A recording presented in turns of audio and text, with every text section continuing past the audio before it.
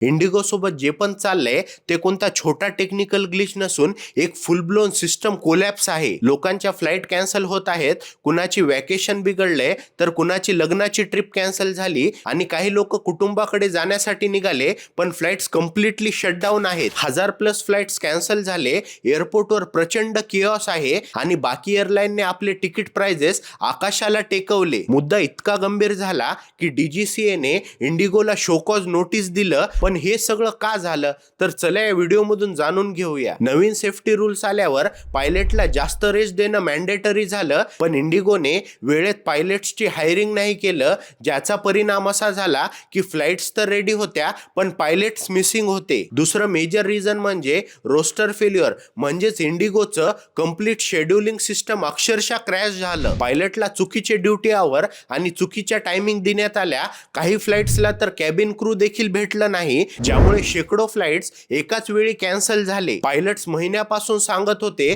की त्यांना ओव्हरवर्क, bad planning आणि बर्नआउट्सचा सामना करावा लागत आहे, पण इंडिगोने याच्याकडे दुर्लक्ष केलं. परंतु जेव्हा डीजीसीएचे रूल स्ट्रिक्ट झाले तेव्हा पायलट्सवरचं प्रेशर दुपटीने वाढलं, ज्याचा परिणाम असा झाला की पायलट्स मेडिकल लीव्हवर गेले. तर याहून आपल्याला कळतं की इंडिगोने एक्सपान्शन तर फास्ट केले पण स्टाफ प्लॅनिंग आणि सिस्टम अपग्रेड्स केलं नाही, ज्यामुळे संपूर्ण एअरलाईन कंपनी प्रेशरमध्ये तुटत चालली आहे.